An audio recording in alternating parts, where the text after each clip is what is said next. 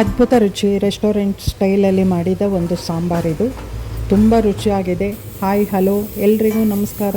ಎಲ್ಲರೂ ಹೇಗಿದ್ದೀರಾ? ನಾನು ಚೆನ್ನಾಗಿದ್ದೀನಿ, ನೀವೆಲ್ಲರೂ ಚೆನ್ನಾಗಿದ್ದೀರಾ ಅಂತ ಭಾವಿಸ್ತೀನಿ. ಪ್ರತಿಯೊಬ್ಬರು ಚೆನ್ನಾಗಿರಬೇಕು. ವಿಡಿಯೋ ಎಲ್ಲೂ ಸ್ಕಿಪ್ ಮಾಡಬೇಡಿ, ಪೂರ್ತಿ ವಿಡಿಯೋ ನೋಡಿ. ಹೇಗೆ ಮಾಡಿದ್ದು ಅಂತ ಗೊತ್ತಾಗುತ್ತೆ. ಸಿಂಪಲ್ಲಾಗಿ ಆದರೂ ತುಂಬ ರುಚಿಯಾಗಿದೆ, ಹಾಗಾಗಿ ಹೇಳ್ತಿದ್ದೀನಿ. ಡಬಲ್ ಬೀನ್ಸ್ ಅವರೆಕಾಳು ರಾತ್ರಿಯೇ ನೆನೆ ಹಾಕಿಟ್ಟಿದ್ದೆ. ಚೆನ್ನಾಗಿ ನೆಂದಷ್ಟು ಅವರೆಕಾಳು ಚೆನ್ನಾಗಿ ಬೇಯುತ್ತೆ. ಪಲಾವಿಗೆ, ಸಾಂಬಾರಿಗೆ ಎಲ್ಲದಕ್ಕೂ ತುಂಬ ಚೆನ್ನಾಗಿ ಹೊಂದ್ಕೊಳ್ಳುತ್ತೆ. ಸ್ವಲ್ಪ ಎಷ್ಟು ಬೇಕೋ ಅಷ್ಟು ಉಪ್ಪು ಹಾಕಿ, ಸ್ವಲ್ಪ ನೀರು ಹಾಕಿ ಒಂದು 4 ವಿಷಲ್ ಬರೋ ತನಕ ಬೇಯಿಸ್ಕೊಳ್ತೀನಿ. ಆಲೂಗೆಡ್ಡೆ ಸಾಂಬಾರು ಮಾಡೋಣ ಅನ್ನಿಸ್ತು. ಬರೀ ಆಲೂಗೆಡ್ಡೆ ಏನು ಮಾಡೋದು, ಈ ಕಾಳು ಹಾಕಿ ಮಾಡೋಣ, ತುಂಬ ರುಚಿಯಾಗಿರುತ್ತೆ ಅಂತ ಹೇಳಿ ಮಾಡ್ತಾಯಿದ್ದೀನಿ. ಇವಾಗ ಬೇಯಲಿಕ್ಕಿಡೋಣ.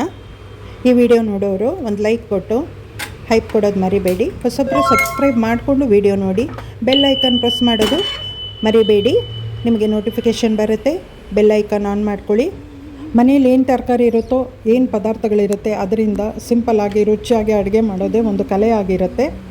ನಾನು ಹಾಗೇ ಆಲೂಗೆಡ್ಡೆ ಮತ್ತು ಈ ಕಾಳು ಸೇರಿಸಿ ಒಂದು ರುಚಿಕರವಾದ ಒಂದು ಅಡುಗೆ ಮಾಡಿ ಹಾಕಿದ್ದೀನಿ. ಈ ಅಡುಗೆ ಇಷ್ಟ ಆದವರು ಒಂದು ಸರ್ತಿ ಮನೆಯಲ್ಲಿ ಟ್ರೈ ಮಾಡಿ. ಅನ್ನ, ಚಪಾತಿ, ಮುದ್ದೆ, ರೊಟ್ಟಿ ಎಲ್ಲದಕ್ಕೂ, ಇಡ್ಲಿಗೂ ಕೂಡ ಇದು ತುಂಬಾ ಹೊಂದ್ಕೊಳ್ಳುತ್ತೆ. ರಾತ್ರಿ ಇಡೀ ನೆಂದಿರೋದ್ರಿಂದ ಕಾಳು ಚೆನ್ನಾಗಿ ಬೆಂದಿದೆ. 4 ವಿಷಲ್ ಹಾಕಿ ಬೇಯಿಸಿರೋದು.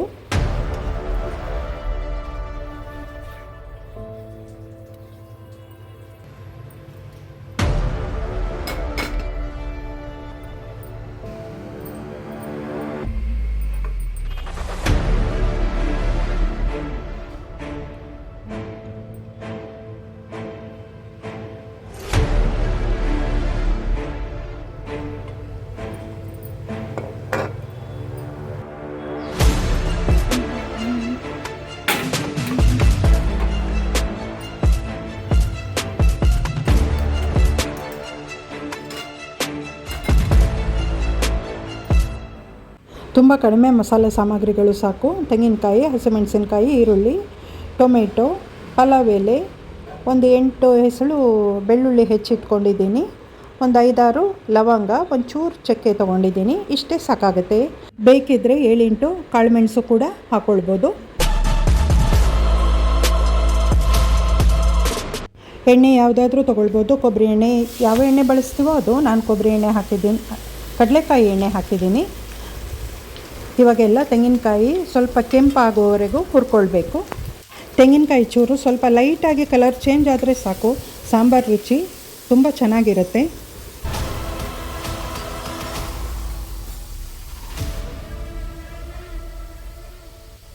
ಜೊತೆಗೆ 1-2 ಕಡ್ಡಿ ಕರಿಬೇವಿನ ಸೊಪ್ಪು ಮತ್ತು ಕೊತ್ತಂಬರಿ ಸೊಪ್ಪು ಕೂಡ ಹಾಕ್ಕೊಳ್ಬೇಕು.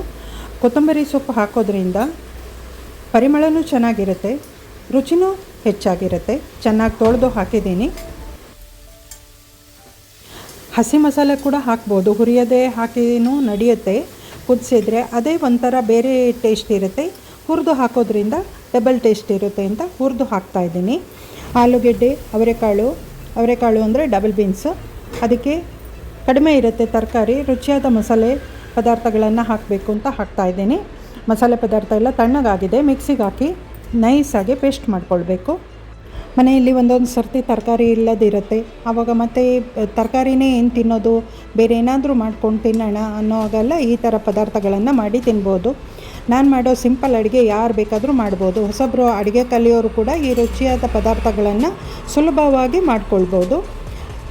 ಮಸಾಲೆ ಪದಾರ್ಥ ಹುರಿದಿದ್ದ ಬಾಣಲೆಗೆ ನಾನು ಮತ್ತೆ ಎಣ್ಣೆ ಹಾಕಿ ಸೋಂಪು ಒಂದು ಅರ್ಧ ಚಮಚ, ಜೀರಿಗೆ ಅರ್ಧ ಚಮಚ ಹಾಕ್ತಾಯಿದ್ದೀನಿ. ಸಿಂಪಲ್ ಒಗ್ಗರಣೆ ಸಾಕಾಗುತ್ತೆ. ಎಣ್ಣೆನೂ ಕಡಿಮೆ ಸಾಕು, ಯಾಕೆಂದರೆ ಫಸ್ಟೇ ನಾವು ಮಸಾಲೆ ಪದಾರ್ಥಗಳನ್ನೆಲ್ಲ ಎಣ್ಣೆಯಲ್ಲಿ ಹುರಿದಿರ್ತೀವಲ್ವ. ಇವಾಗ ಹೆಚ್ಚಿಟ್ಕೊಂಡಿರೋ ಬೆಳ್ಳುಳ್ಳಿ ಹಾಕ್ತಾ ಕಲರ್ ಸ್ವಲ್ಪ ಚೇಂಜ್ ಆಗೋವರೆಗೂ ಹುರ್ಕೊಳ್ಬೇಕು. ಇಲ್ಲಿ ಒಗ್ಗರಣೆಗೆ 2 ಹಸಿಮೆಣಸಿನಕಾಯಿ ಸೀಳಿ ಹಾಕ್ತಾಯಿದ್ದೀನಿ. ಬೇಕಾದರೆ ಹಾಕ್ಬೋದು, ಇಲ್ಲಾಂದರೆ ಸ್ಕಿಪ್ ಕೂಡ ಮಾಡ್ಬೋದು. ಈ ರೀತಿಯಲ್ಲಿ ಪದಾರ್ಥ ಮಾಡಿರೋದು ವಿಡಿಯೋ ನೋಡೋರಿಗೆ ಇಷ್ಟ ಆಗಿದೆ ಅಂತ ಭಾವಿಸ್ತೀನಿ. ಹಸಿಮೆಣಸಿನಕಾಯಿ ರುಚಿ ಹೆಚ್ಚಾಗಿರುತ್ತೆ.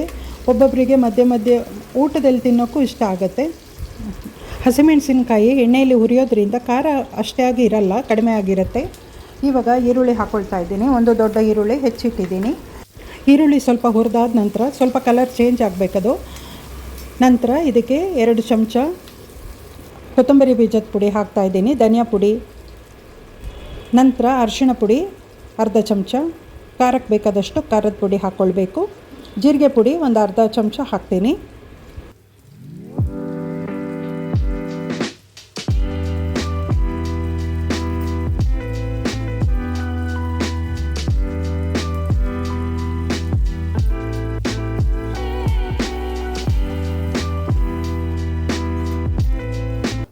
ಪುಡಿಗಳನ್ನೆಲ್ಲ ಎಣ್ಣೆಯಲ್ಲಿ ಹುರಿಯೋದ್ರಿಂದ ಸಾಂಬಾರು ಕಲರು ಚೆನ್ನಾಗಿರುತ್ತೆ, ರುಚಿನೂ ಹೆಚ್ಚಿರುತ್ತೆ.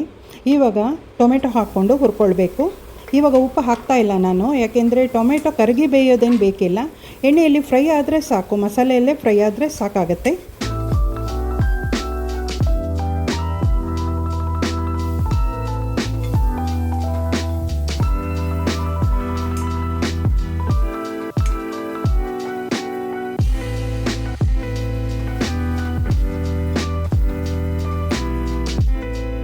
ಒಗ್ಗರಣೆಗೆ ಕರಿಬೇವಿನ ಸೊಪ್ಪು ಹಾಕಿದ್ದೀನಿ, ಸ್ವಲ್ಪ ಒಂದು 2-3 ಚಿಟಿಕೆ ಇಂಗು ಹಾಕ್ಕೊಳ್ಬೇಕು. ಆಲೂಗೆಡ್ಡೆ ಗ್ಯಾಸ್ ಆಗುತ್ತಲ್ವ, ಹಾಗಾಗಿ ಸ್ವಲ್ಪ ಇಂಗು ಮತ್ತು ಬೆಳ್ಳುಳ್ಳಿ ಕೂಡ ಹಾಕಿದ್ದೀನಿ, ಹಾಗಾಗಿ ಸಮಸ್ಯೆ ಏನೂ ಆಗಲ್ಲ. ಇವಾಗ ಕ್ಯೂಬ್ಸ್ ಥರ ಹೆಚ್ಚಿಟ್ಕೊಂಡಿರೋ ಆಲೂಗೆಡ್ಡೆನ ಹಾಕ್ಕೊಳ್ತಾ ಇದ್ದೀನಿ. ಇದನ್ನು ಮಸಾಲೆ ಜೊತೆ ಸ್ವಲ್ಪ ಹುರಿಬೇಕು. ಆಲೂಗೆಡ್ಡೆನ ಚೆನ್ನಾಗಿ ತೊಳೆದಿರೋದ್ರಿಂದ ಸಿಪ್ಪೆ ಸಮೇತ ಹಾಕಿದ್ದೀನಿ. ಯಾರಾದರೂ ಮಾಡ್ತೀವಿ ಅಂದ ಪಕ್ಷದಲ್ಲಿ ಸಿಪ್ಪೆ ತೆಗೆದು ಮಾಡ್ಬೋದು. ಸಿಪ್ಪೆಯಲ್ಲಿ ಬೇಕಾದಷ್ಟು ಪೋಷಕಾಂಶ ಇರುತ್ತೆ, ಹಾಗಾಗಿ ನಾನು ಸಿಪ್ಪೆ ತೆಗೆಯಲ್ಲ.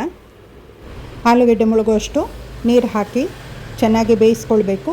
ಬೇಗನೆ ಬೇಯುತ್ತೆ, ಸಾಂಬಾರು ಕೂಡ ಬೇಗನೆ ಆಗುತ್ತೆ. ವಿಡಿಯೋ ನೋಡೋರಿಗೆ ಈ ಸಾಂಬಾರು ಮಾಡಿದ ವಿಧಾನ ಇಷ್ಟ ಆಯಿತು ಅಂತ ಭಾವಿಸ್ತೀನಿ. ಇಷ್ಟ ಆಗಿದ್ದರೆ ಕಮೆಂಟ್ ಸೆಕ್ಷನ್ನಲ್ಲಿ ಒಂದು ಕಮೆಂಟ್ ಹಾಕೋದನ್ನು ಮರಿಬೇಡಿ. ಲೈಕ್ ಕೊಡಿ, ಸಪೋರ್ಟ್ ಮಾಡಿ, ಶೇರ್ ಮಾಡಿ ಅಂತ ಕೇಳ್ಕೊಳ್ತೀನಿ.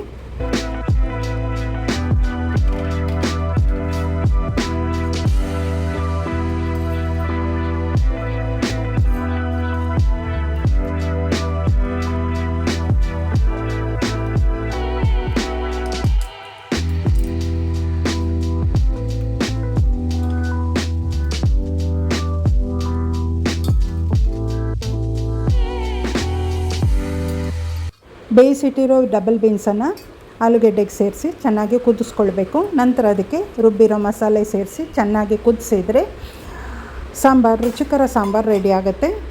ಸಾಂಬಾರು ಹದ ಎಷ್ಟು ಬೇಕೋ ಅಷ್ಟು ನೀರು ಸೇರಿಸ್ಕೊಂಡು ಸರಿ ಮಾಡಿಕೊಳ್ಬೇಕು.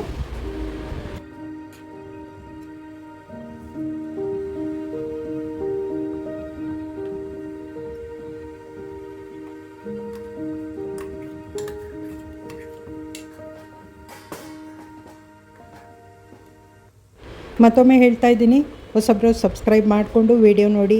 ಸಿಂಪಲ್ ಅಡುಗೆಗೆ ಫಾಲೋ ಮಾಡಿ, ತುಂಬ ಸಿಂಪಲ್ಲಾಗಿರುತ್ತೆ, ರುಚಿಯಾಗೂ ಇರುತ್ತೆ.